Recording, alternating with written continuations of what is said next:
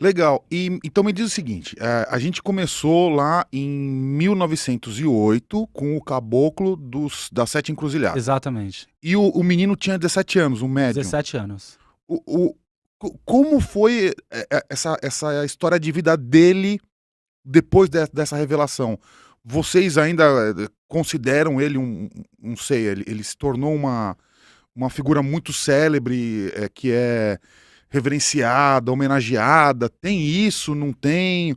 Ele morreu com que idade? Como é que foi a vida dele depois dessa história? Ele Como... morreu nos anos 70, tá? Ele dedicou a vida dele a isso. Então, ele dedicou a vida dele a isso, a essa causa. Ele chegou a ser vereador no Rio de Janeiro 4 vezes. Ele se dedicou a ajudar os mais pobres, os mais necessitados com a profissão dele. Ele tinha muito contato com delegados, com políticos. Então, a Umbanda acabou sendo também um meio de ajudar as pessoas que eram menos favorecidas. Ele foi um grande acolhedor nesse aspecto. Tá? Agora, nós temos o Zélio como a referência da nascente de Umbanda, mas não endeusamos ele, porque o papel da Umbanda não é endeusar ninguém. Então a gente tem a referência, tem a gratidão, tem ele como um símbolo, mas não é necessariamente um deus para nós. É como Sim, o Chico Xavier. Veículo, mas eu nem queria usar esse termo de endeusar. Mas é como o Chico Xavier no Espiritismo, por exemplo. Chico Xavier é uma figura adorada, amada, respeitada por todos que já ouviram falar sobre ele. É mais ou menos isso. Ele é aquela figura, a gente respeita e valoriza pelo que ele é, mas ele não se torna um deus por causa disso, ou um santo, entende?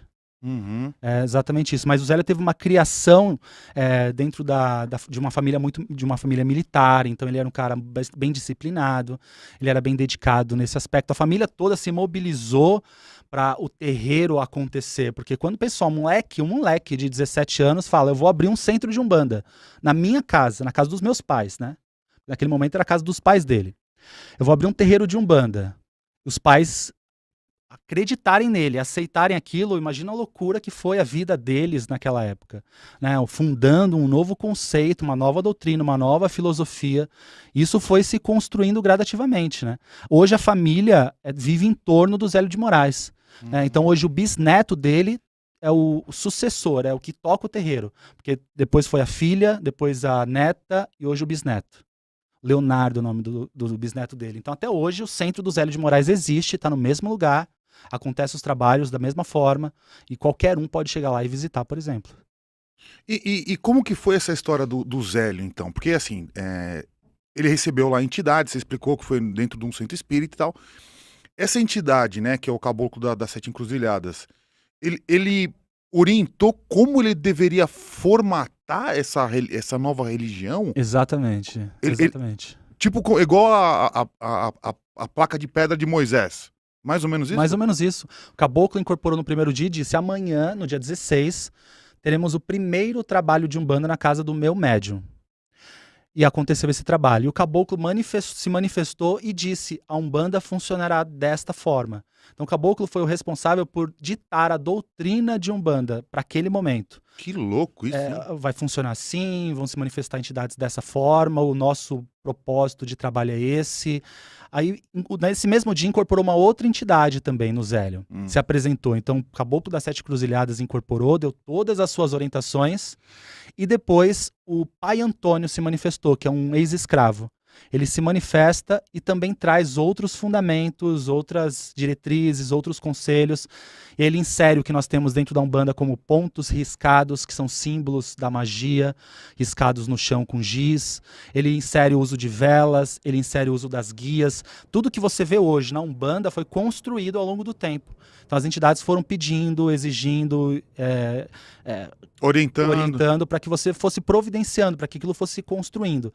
Então não foi uma coisa também da noite para o dia assim. A Umbanda foi se construindo, foi um processo que o Zélio também estava em descoberta.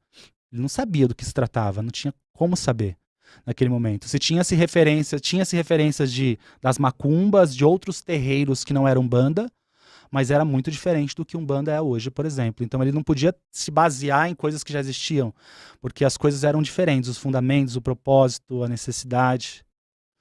Então a Umbanda ela é bem complexa nesse aspecto, assim, porque tem muito fundamento e tem muita coisa que você vai ver uma pessoa falando de um jeito e outra pessoa falando de outro completamente diferente.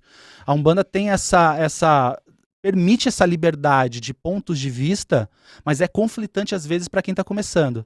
Porque se você vai no terreiro de Umbanda hoje, você vai encontrar um tipo de trabalho, um propósito, um contexto. E quando você vai em outro terreiro, você vai ver algo diferente do primeiro que você viu. E aí você vai num terceiro, você vai ver algo diferente do primeiro e do segundo. Porque o terreiro de Umbanda, ele é muito mais do que um sistema de reprodução religioso, assim. Então, vai se reproduzindo a religião em vários lugares diferentes. A Umbanda é a manifestação da espiritualidade do próprio sacerdote. Essa é a coisa mais incrível. O Zélio foi uma das coisas que ele ensinou no começo. A Umbanda será algo que vai despertar gradativamente nas pessoas os seus potenciais, as suas qualidades, as suas virtudes, e vamos perceber que cada terreiro de Umbanda vai se construir com uma identidade, com um propósito. Então você vai num terreiro de Umbanda e lá tem muito culto africanista, cultos misturados com candomblé. Aí você vai no terreiro de Umbanda, tem muito culto espírita, mesa branca, orações e tudo mais. Você vai no terreiro de Umbanda, é mais católico. O porquê dessas diferenças? É exatamente a grande magia da Umbanda, essa pluralidade, permitindo que cada centro seja da sua forma, seja do seu jeito, manifeste a espiritualidade daquele que está à frente daquele terreiro. Então as pessoas que se identificam com a Alã não necessariamente se identificam com todas as umbandas que existem aí fora. Todas as vertentes e todos os pontos de vista. As pessoas se identificam com o meu pensamento sobre Umbanda. Quando ela vê uma coisa estranha, ela me pergunta, mas isso daqui é normal? Eu falo, não, é normal, mas é diferente.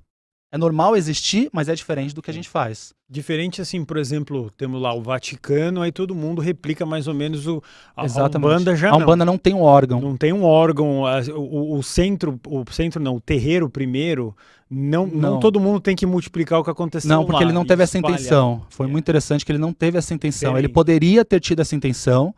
E houve um congresso em 1941 que foi para discutir os próximos passos da Umbanda na sociedade. Só os dirigentes da época que se reuniram.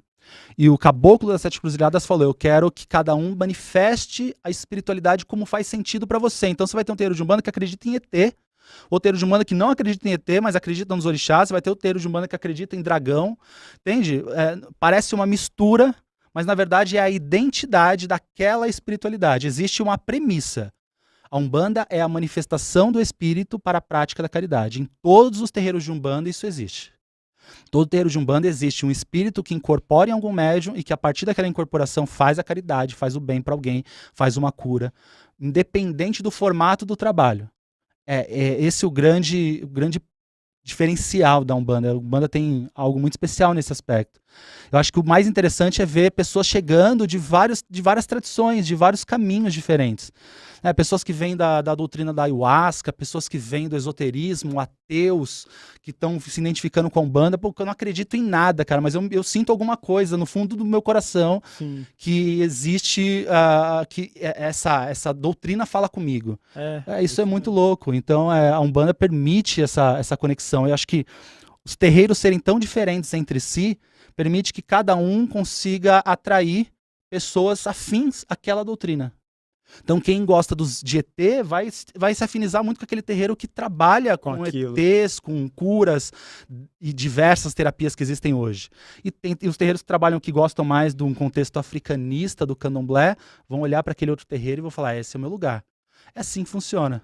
Entende? Então a Umbanda tem essa diversidade, essa pluralidade que atrai todo mundo, que é fácil de gostar, é fácil de se identificar. Tá tudo bem ser umbandista, tá tudo bem não ser também. Tipo, se você hoje falar assim, eu vou entrar na Umbanda, então eu quero entrar na Umbanda. Você entra na Umbanda pela porta da frente, você sai pela porta da frente também. Você fala, amanhã você pode dizer, eu não quero mais. Você vira as costas e sai. E tá tudo bem. Ninguém vai te condenar, ou sua vida não vai mudar porque você entrou ou saiu. A Umbanda é só um caminho que você pode se identificar ou não, entende? Essa liberdade é incrível para a Umbanda. Essa liberdade de você ser quem você é, de você praticar a sua espiritualidade, de você decidir o que você quer para sua vida. Eu quero ser umbandista agora, mas eu não quero ser depois. Esse momento da minha vida faz sentido ser umbandista, esse momento da minha vida não faz sentido. E tá tudo bem. Entende? Então essa magia que a gente encontra, essa simplicidade é talvez o que há de mais apaixonante e diferencial na Umbanda. Porque ela não te impõe nada. Ela só te convida a se conhecer, a ser melhor, a crescer enquanto pessoa. É isso que ela te convida, mas ela não impõe. Se você não quiser fazer também é problema só seu. Mas ela te propõe isso, ela te convida. Então isso é incrível. É bem legal, bem plural, bem aberto, bem livre, cada um pode Sem dúvidas. fazer uma linha.